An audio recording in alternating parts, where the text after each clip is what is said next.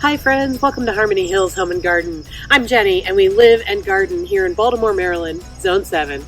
Today's project is to start planting some vegetable crops into my new raised bed planting areas that we just created in the last few weeks. Come with me and let's talk about what we're going to try and what we're going to experiment with, and let's have a good time with it.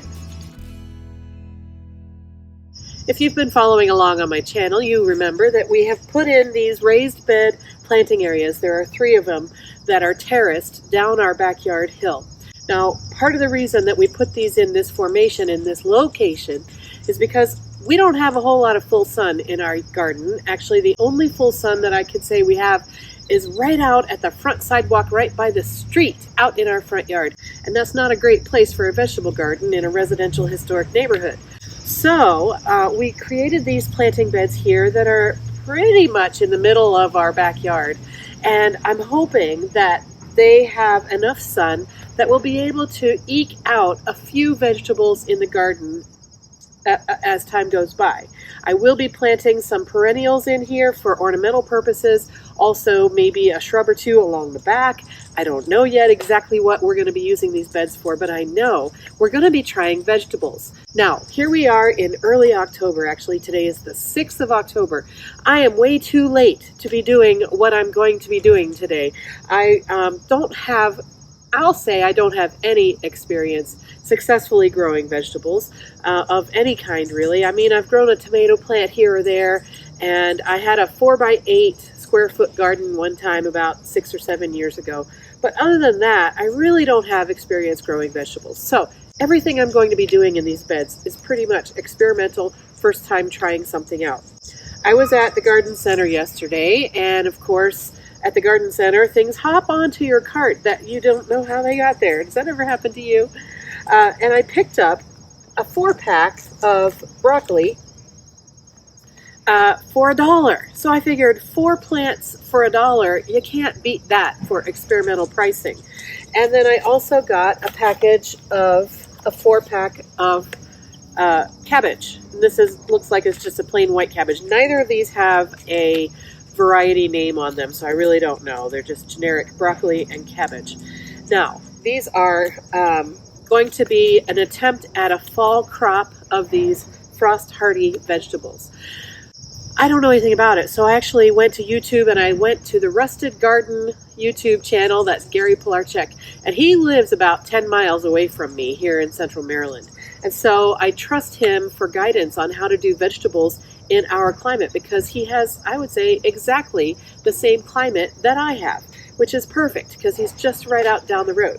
So he had a video on planting fall brassicas, cabbage, kale, broccoli, Brussels sprouts, but his video was in August. I've got a fly flying around me. And so in August, that was like, 7 weeks ago, mid-August, is when he planted his vegetable starts into his garden. So I'm at least 6 weeks too late doing this. I don't know if these are going to do anything or if they're going to be a big flop. I don't know. But they're not a great investment of money.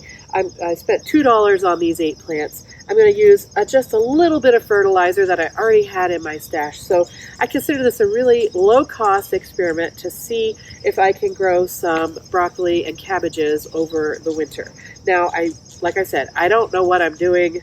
I'm just going to try something. But from Gary's channel, I learned that I need to be spreading them about 12 to 18 inches apart so that they have plenty of airspace.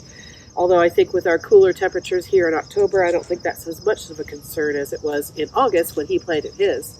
He recommends that you plant with organic fertilizer, granular. This is what I have here. This is Job's Organics vegetable and tomato fertilizer. The NPK on this is 253. So put a handful of granular in the planting hole, mix that around. He also recommends that you top it off with a liquid fish emulsion fertilizer. So that's what I have here. This is a Super Thrive Plant Food for All Plants. It shows vegetables on the label. And this is a 411, so heavy nitrogen. So I'm going to be following Gary's instructions for how to plant brassicas for a fall crop. I'm just doing it 6 weeks too late. So we're going to see how this goes. Oh, and I also want to mention that I have already planted strawberries in the middle planting bed and a couple of them down on the lower one as well. These are the strawberries that I used to have in planters on the front porch. Now, remember back in the summer when I took out my summer annuals and I had that empty containers out there and I planted those strawberries in there? That was really just a placeholder because at that time I knew that these planting beds were going to be created, but it was still a long time until they were created. So I had put those strawberries out in there as a kind of a temporary fix, temporary holding place.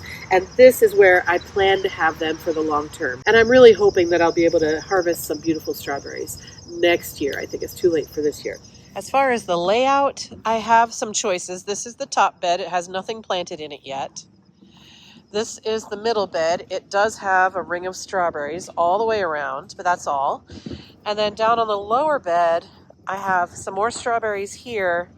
And then there are plants here, but these are just a temporary holding place for some perennials that I've been transplanting from different parts of the garden during the construction process. So from this sedum to that way, those are all temporary locations for those plants. I don't imagine they'll stay there forever.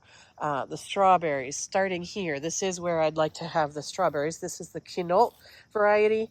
And then up on here, I have some Chandler, and then I have All-Star, and then I have, which ones are these? Ozark Beauty, and then these are the Eversweet. So those are the varieties of strawberries that I have. So as far as where to put the broccoli and the cabbage, about a foot or 18 inches apart, I could put 1, 2, 3, 4 cabbages right behind here. That might be a nice visual if they do grow with the strawberries in front and the cabbages behind. Or I could do them up here. I could do a border of broccoli and then cabbages here. Probably wouldn't fill up the whole front border, but that would be okay. Or I could do something up here and something down here, or any other number of things. I could make rows in here. I could clump them. Whatever. I'm just going to kind of feel my way. I do want to be out in the middle of the lawn, not too far in the back, because the sun hits out on the front edges. So as far as that goes, this planting area right here perhaps will be getting the most sun over the course of the next few weeks. Although it's fully shaded right now, we have nothing that's actually full sun. So what shall I do?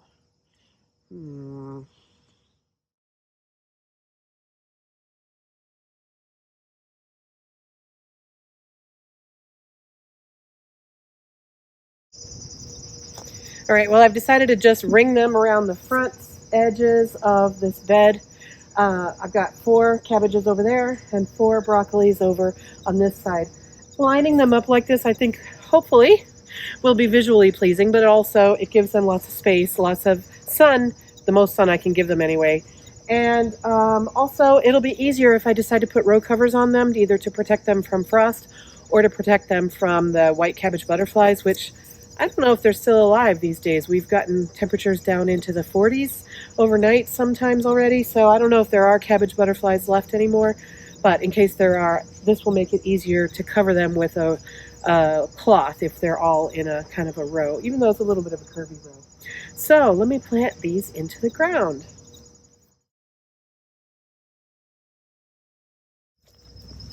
So what Gary said to do, Gary Pilarczyk on his channel, is use 1 handful of granular fertilizer, mix that into the 4 inches of the soil.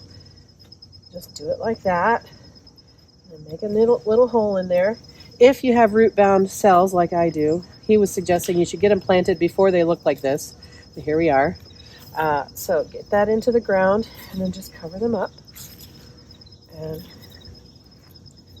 hopefully that'll work. Do this one over here. I'm going to put my tag here so I know what I have. All right, same thing over here. Put that into the top few inches of soil. Now this soil is, it's the soil that was in the ground down near our lower patio that we had built. And then also on top of that, the contractors have put in about 3 or 4 inches of compost mixed with topsoil, screen topsoil from a contractor. So this has already been fortified with compost, so I don't have to be worrying about amending that soil in that way. It's already been done.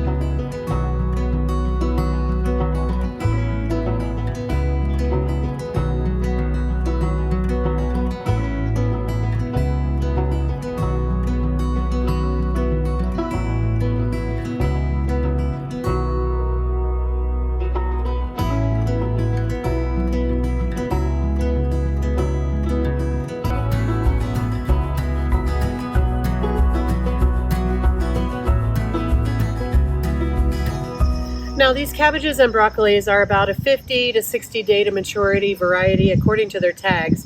But I know that by planting them this late in the season, one, I might not ever get them to maturity. They might not flourish and grow and deliver any vegetables for us. Two, if they do, it might take a lot longer than 50 days.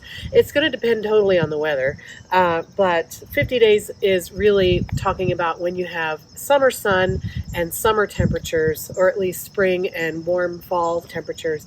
We have pretty much neither of those. So we're here on October 6th, and our forecast for the next 10 days looks like we'll have lows in the high 40s and highs in the low 70s or maybe upper 60s over the next 10 days. I don't know if that's warm enough to grow these crops or not. And also, I don't know what is going to happen after that 10-day forecast. It might just get, too cool too soon for these to thrive. But I figured for $1 each for these 4 packs, it was worth the investment of time and energy to see if I can get some fall brassicas growing. And now also I know for future self that I need to be starting my seeds in July for having transplants to put out in August so that I can have fall brassicas in these beds next summer and next fall. So if you have had success growing cabbage and broccoli in the fall season in your vegetable garden, please put down in the comment section down below.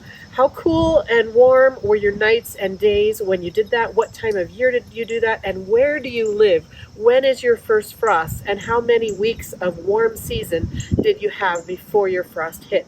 And so if you have any experience to share with me, please let me know. I'm always trying to learn things, and you guys know a lot more about this than I do. So I'd love to learn from your experiences. Also, please share with us what you're growing in your fall vegetable garden, and we can all learn from you. Please do include where you live and what your zone and your first frost date is so that we can see if we're kind of in the similar climates or not.